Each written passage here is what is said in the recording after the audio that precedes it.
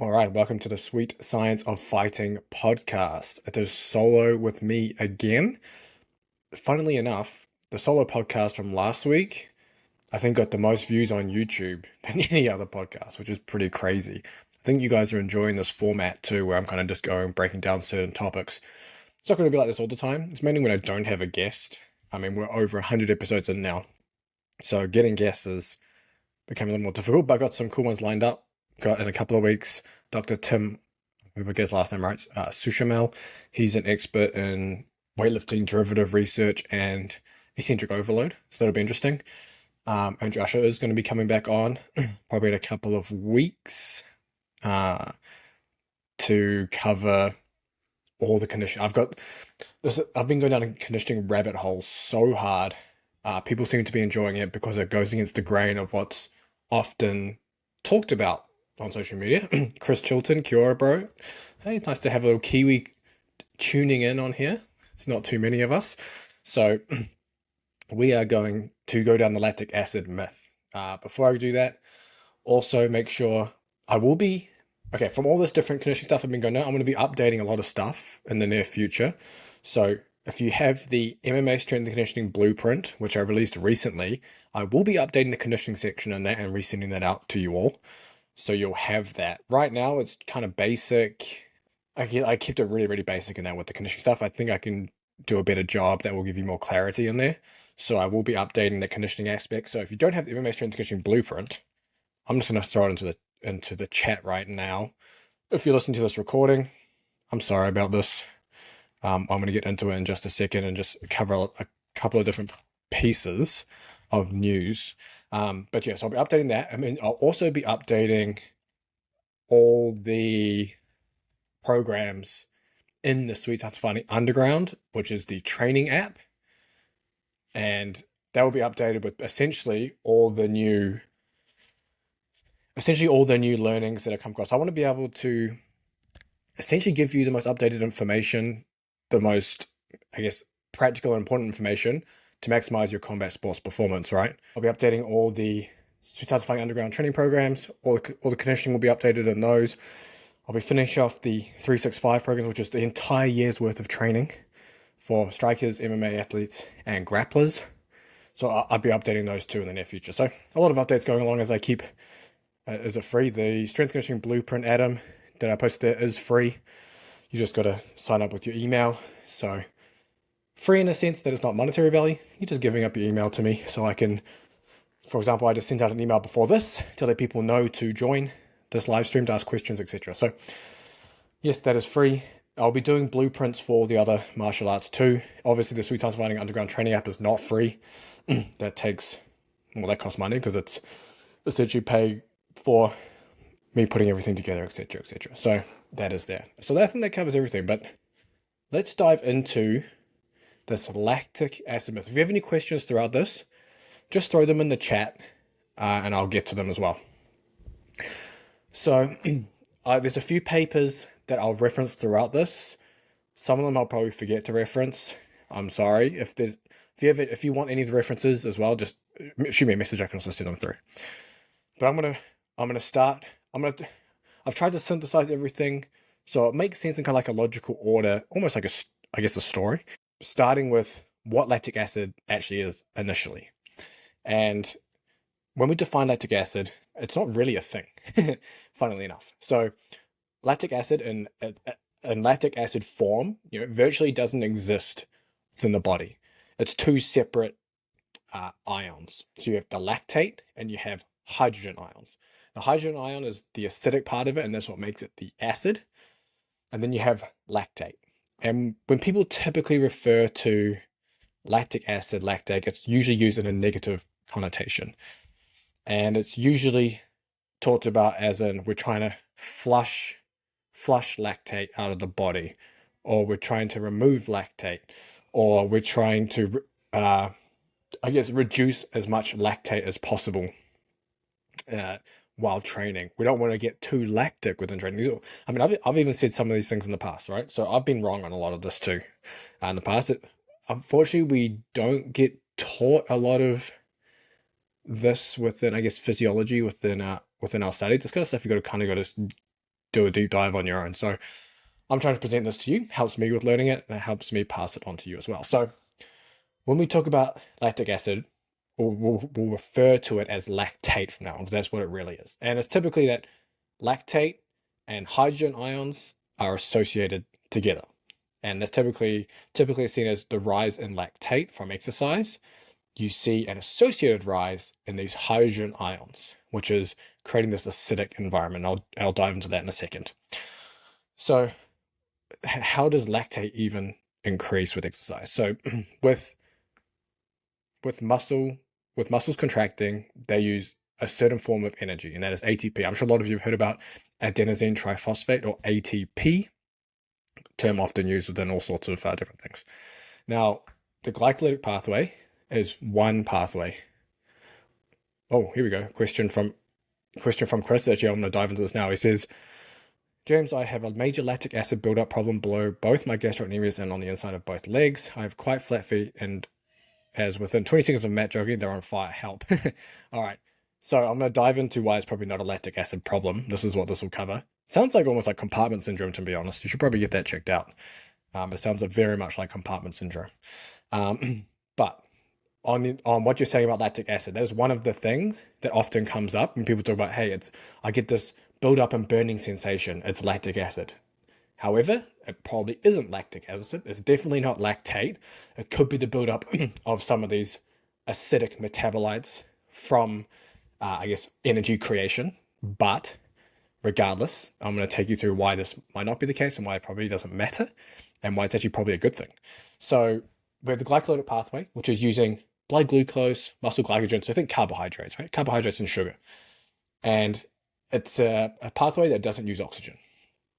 So forms ATP and forms pyruvate. But also this pyruvate is shuttled into the mitochondria, where with oxygen, you create a shit ton of ATP.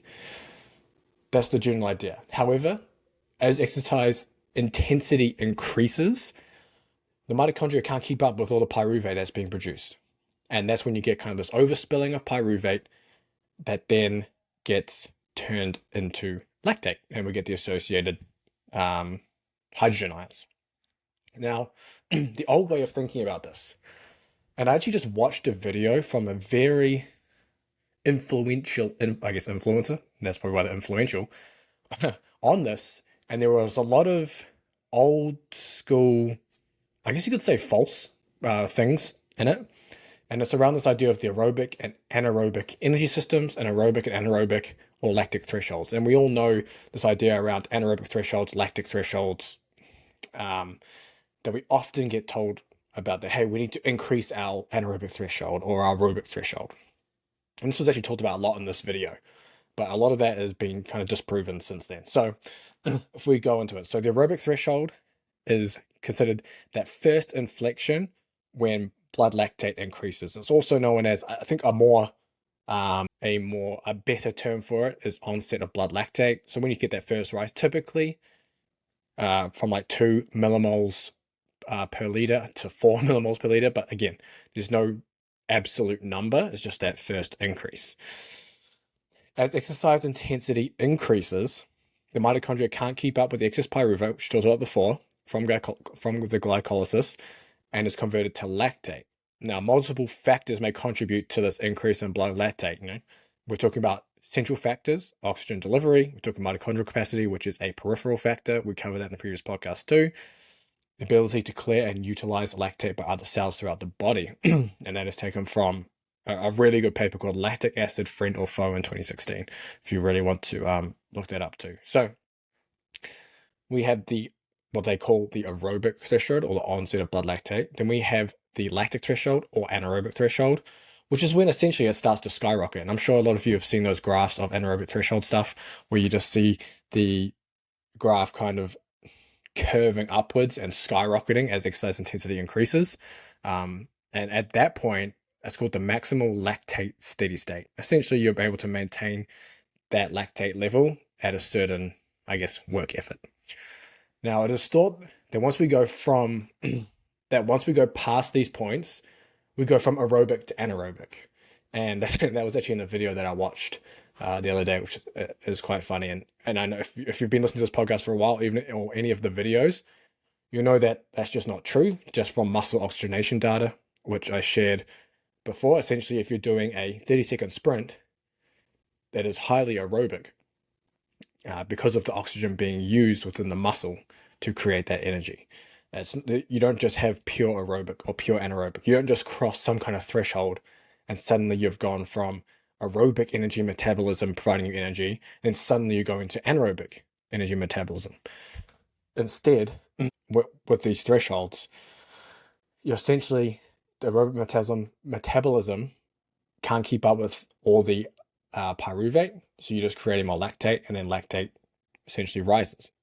Now, the presence of this rise in lactate is associated with the rise in those hydrogen ions, which I shared before, which brings us to the lactic acid hypothesis of fatigue.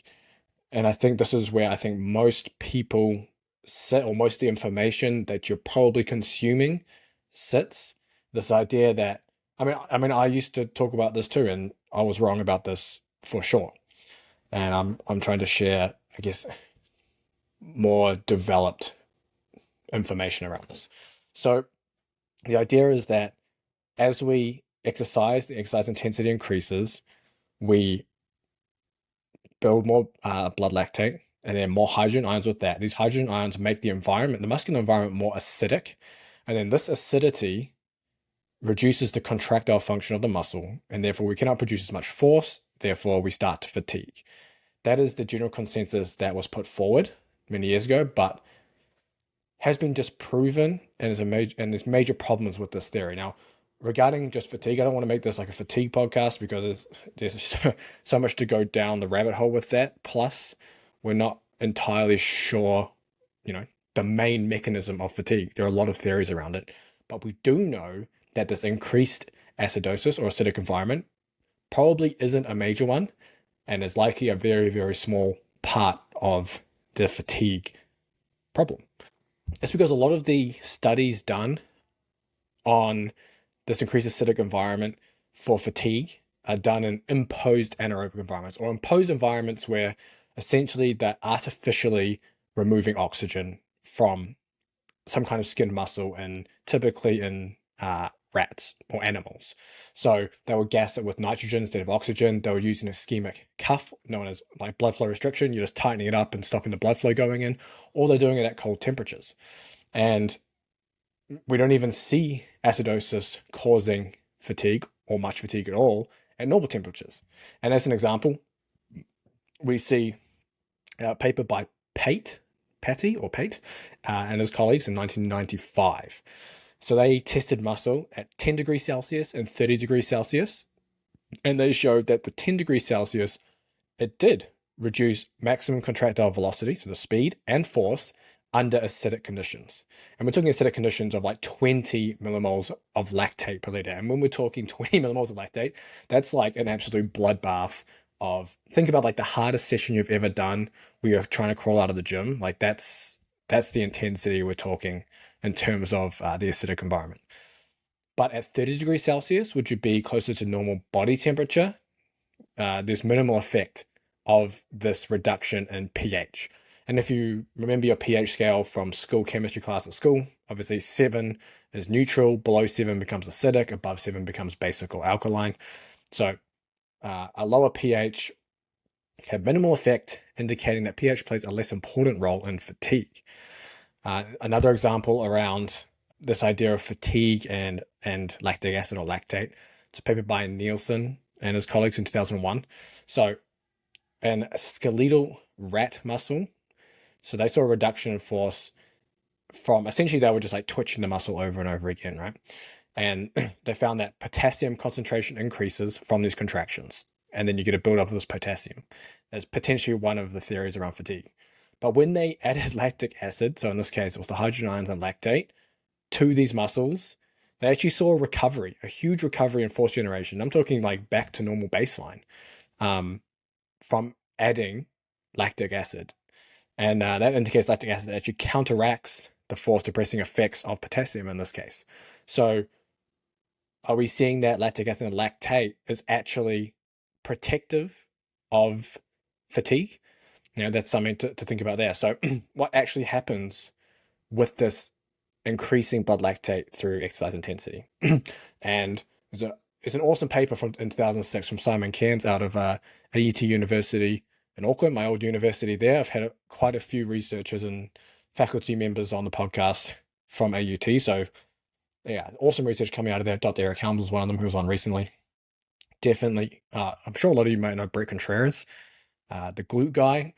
Met him in Auckland through my studies there. So there's some good guys that come out of there, and it's some really interesting research. But essentially, he's done a review on the lactic acid myth, and turns out lactate might actually be ergogenic, aka performance enhancing, which sounds sounds like it doesn't make sense, right?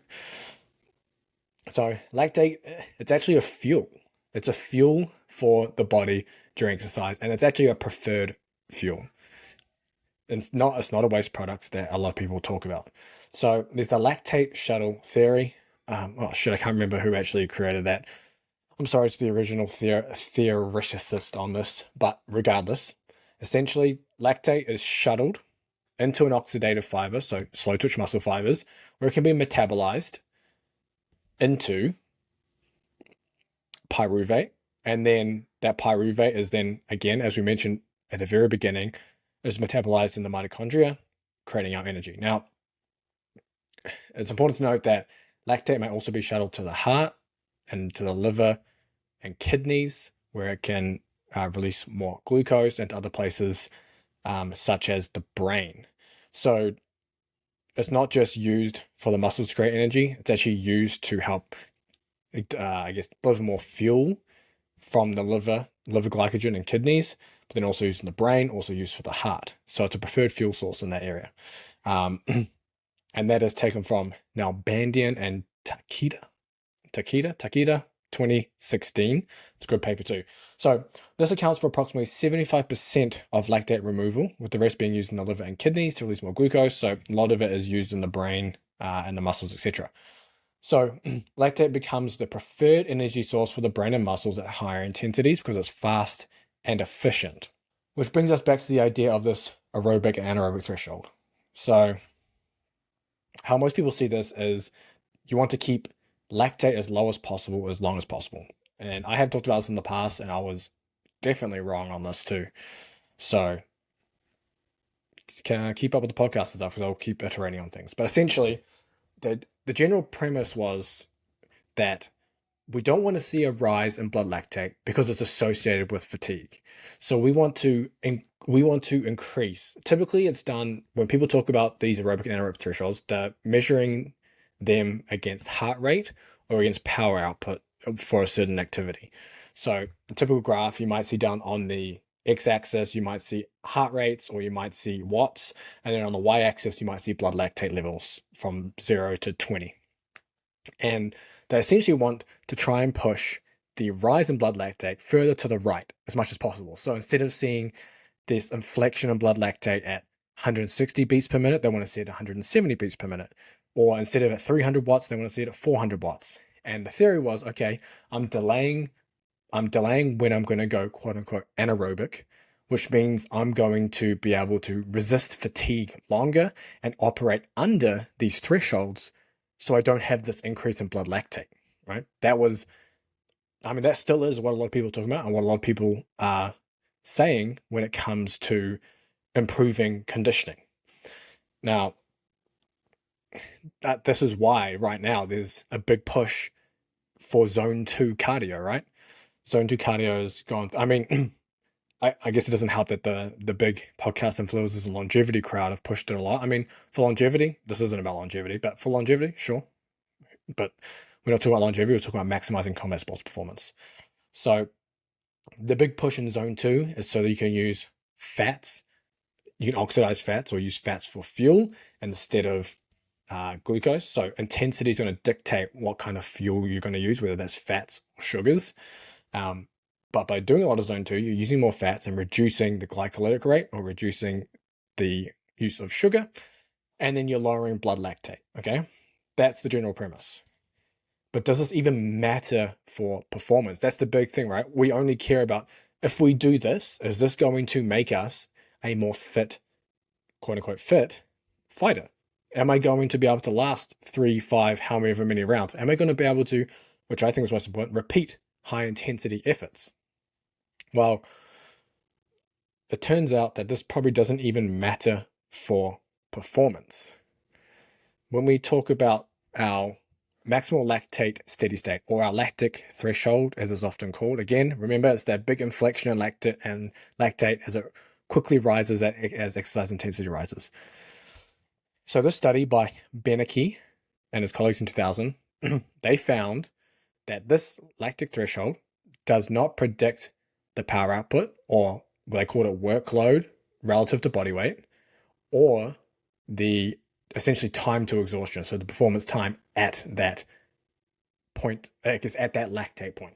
So for example, you could have two athletes with identical maximal lactate steady states. So let's just say it's 5 millimoles per liter, right? That's the point before it inflects up. They train, they stick at that level, and they just have a constant workload. You'll see that the two athletes have different power outputs relative to body weight, but they'll also have different times to exhaustion. And as an example, in this one study, numerous athletes terminated the test between 20 and 30 minutes.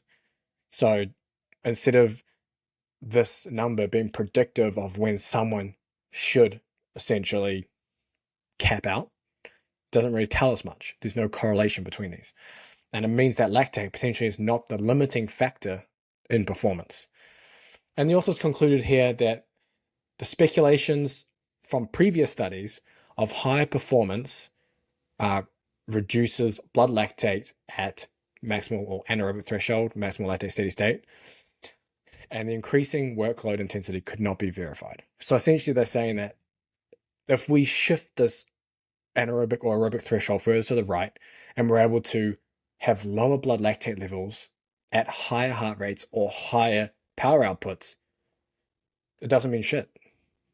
It does not mean shit for being able to, for time to exhaustion in these tests, and also the power outputs relative to body weight. So what does this even mean then for us as combat athletes? I think this paper put it really, really well. This is the lactate friend or foe paper I referenced earlier by Hall and his colleagues in 2016. They say, and they use this term, performance predicts performance. And what this means is your performance numbers are going to predict your performance more than physiological markers. So as an example, a study of elite endurance runners, maximal sustainable speed on a treadmill, so this is your performance speed, predicted 5K running performance better than VO2 max, running economy, VO2 at lactate threshold, onset of blood lactate, quote unquote aerobic threshold, or maximal lactate steady state, quote unquote anaerobic threshold. So at this point, it's almost like this rise in blood lactate, etc., doesn't really matter for performance. We're not trying to shift this, I guess I'm going to call it like an imaginary aerobic and anaerobic threshold, because they're not aerobic or anaerobic thresholds. You don't go from aerobic to anaerobic or other way just because of an intensity. Intensity dictates what you're going to use as fuel, and lactate is going to be your main fuel source, especially as intensity increases. Now, I've got an excerpt from Dr. John Babry's book. Really, really good book on high intensity or sprint intervals and high intensity interval training. Hoping to republish that and be able to essentially sell that on the site for you guys as well, because more people definitely need to read it. And I mean, he wrote this over 10 years ago, and this is, you could say it's ahead of his time. It's ahead of his time still, because people are still talking about a lot of this stuff I talked about previously. But taking a quote from his book. So lactate is also not just an important source of energy during maximal high intensity exercise, but also when working at lower intensities or when recovering from higher intensity exercise. This makes it essential for getting the most out of high intensity training, as you will need to use it to fuel your sprints and to increase the speed of your recovery. And we talked about the speed of recovery when lactic acid was added to the muscle, those rat muscles that were fatigued, it brought force generation back up. So that kind of that supports that point. The reason people who do more physical activity can perform longer and harder is not because they're able to withstand lactic acid or that their bodies produce less lactate. And that's what we just talked about before around that paper showing that shifting this anaerobic or aerobic threshold further to the right to higher power outputs or higher heart rates does not mean anything for performance. What happens is that as you train your muscles uh, to adapt, wait, I'm just trying to make sure this makes sense. Train muscles to adapt. Okay, I'm just going to read it as is. What happens is that as you train your muscles adapt to be able to more readily use this fuel source. So essentially, you're just improving your muscles' ability to use lactate as fuel. The strenuous effort causes a greater production of lactic acid, and this combined with small rest periods, so this is in relation to sprint interval training, that do not quite give your body enough time to replenish other fuel sources, forces your body to more efficiently use alternative sources of energy. And alternative sources of energy means lactate. So that's I think that's everything I had for this lactate myth. So to sum it up, lactate is a preferred fuel source. It is not a waste product. It is very useful for providing energy to the working muscles, especially under high intensity environments. It is quick and it is efficient. But it also uses energy during low intensity activity as well. It is not something to be scared of. And it's not something that is going to cause the burning sensation and burning things when you're doing exercise. It's likely other acidic metabolites. Again, this acidic environment is not a negative. Acidic environment may actually be a protective mechanism around fatigue. So bear that in mind too. We also have these ideas of aerobic and anaerobic thresholds that are not real because, one, we're not just going from aerobic to anaerobic. Just because the mitochondria are using or turning this pyruvate into ATP does not mean that we're not using any anaerobic or glycolytic pathway to produce energy. We are always producing lactate. Even when you're sitting here watching this, driving, whatever it is, you are producing lactate right now and using it as energy. You're just not producing much. As we get into more intense exercise, blood lactate will rise. It does not mean you are suddenly anaerobic. It just means that the aerobic metabolism cannot keep up with all the pyruvate that is being produced. And a lot of that gets turned into lactate, which becomes a more efficient fuel source to be used. And again, shifting these aerobic and anaerobic thresholds doesn't mean anything for performance because it's not about trying to stay less lactic or producing less blood lactate. It's about being able to use this fuel source efficiently. And when we're using this fuel source efficiently, we likely have to be in higher blood lactate environments more often, which would be our sprint intervals. Our zone 2 conditioning likely isn't intense enough to provide the adaptations we want. And athletes that are more well trained are even less likely to see the benefits from zone 2 style conditioning. There are likely better ways to target central adaptations that are slightly more intense that are going to get you that. And then we have the whole idea of central and peripheral adaptations, which I touched on in the last podcast. So if you have any questions on that, throw them in the chat.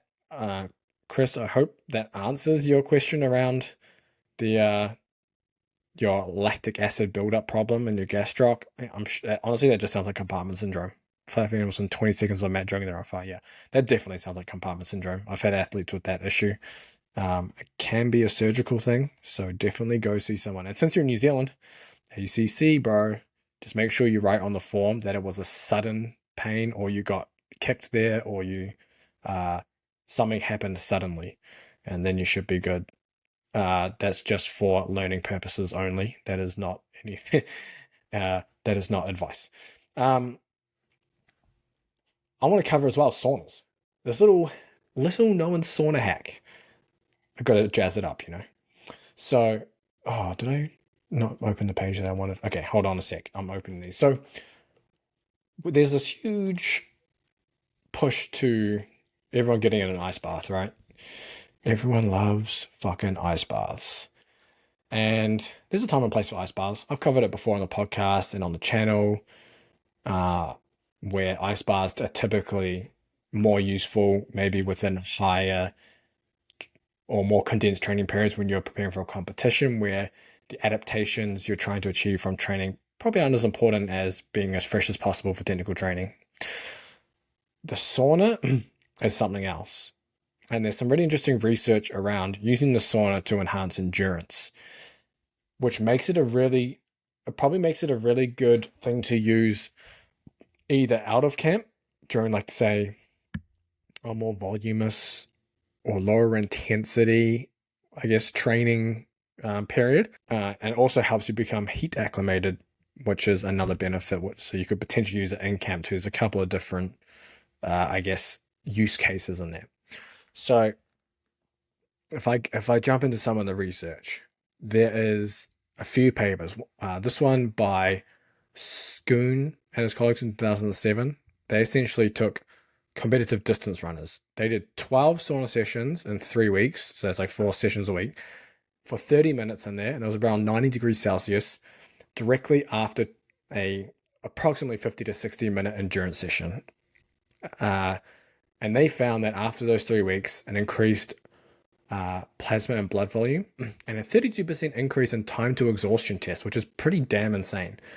And they found that this increase in blood volume, so this would be the delivery aspect of, I guess, our conditioning, was associated with this rise in time to exhaustion. So literally just sitting in a sauna, and this was compared to no sauna. This was a crossover design. So this was compared to no sauna. So it's pretty interesting that just sitting in a sauna after endurance training can enhance, time to exhaustion in these in endurance events. Now, there's another paper as well. I'm just trying to pull it up here. If I've got the right one. I think this is, yes. This was in middle distance runners. There's one in cycling. I'm just going to make sure I have it here. Yep. Well-trained cyclists. They essentially did 10 days training plus sauna. 30 minutes of sauna again, similar temperature. They found an 18% increase in blood plasma volume. So same thing, increased blood plasma volume, 10% reduction in resting heart rate, and 13% reduction in 60-second heart rate recovery. So that's pretty interesting after just getting the sauna after endurance training. Another one in middle distance and cross-country runners. They found they improved speed at 4 millimoles per liter of blood lactate by 4%. So from what I was just talking about before, that would be potentially like an aerobic threshold if we're going to use old terms on that. But essentially at a certain blood lactate level, they were able to increase running speed.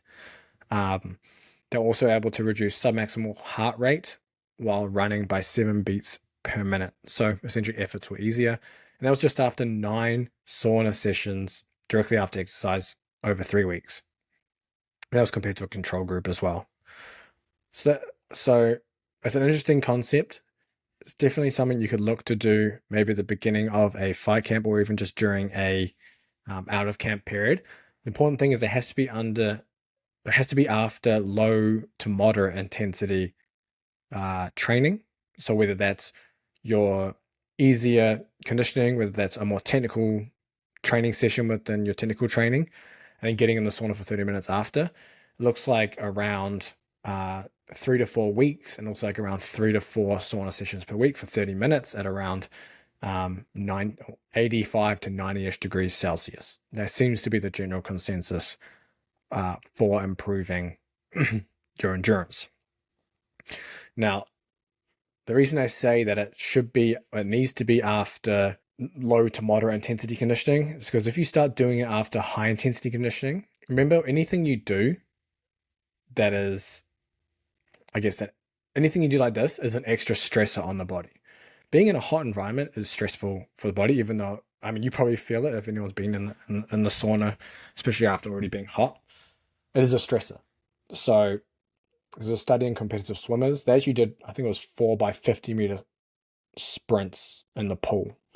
And then they sauna directly after. But they found that it reduced swim performance the following morning. So using the sauna after, say, an intense sparring session or very hard conditioning may not be a good idea because you're just adding more physiological stress on top of the stress you just imposed on yourself. So just bear that in mind if you're going to implement something like this or play around with something like this. Sauna directly after low to moderate intensity exercise, 3 to 4 times a week, 3 to 4 weeks. And then you should see some improvements in endurance. Plus, you become a little more heat acclimated, which is nice, especially if you're, when you're fighting, you're often under bright lights, depending on what you're doing, hot rooms, etc., etc. So it's just something to bear in mind too. Also, some interesting research around recovery. So essentially, getting into a far infrared sauna directly after endurance training, participants were able to jump higher compared to a group that did not sit in the sauna. So that's another interesting, I guess, tool for the sauna there. I mean, that was far infrared, so it's a little different, I think, to a traditional sauna.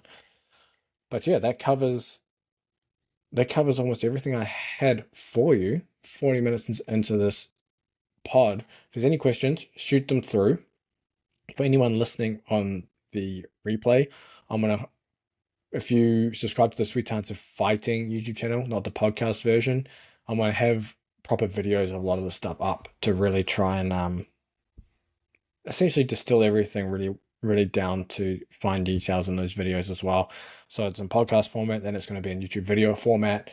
And there's a couple of ways to kind of consume that style of content. I think eventually I'll put that some articles up on the website, but the way Google is currently going, I'm sure some of you have seen it searching. It's a shit show, and they don't like small publishers. They want to shovel more money in their own pockets and in the big publishers' pockets. So video it is. Also, make sure you follow on Instagram. I'm going to create reels and all this stuff too. I've been creating quite a few reels that have been doing well, so jump on there as well.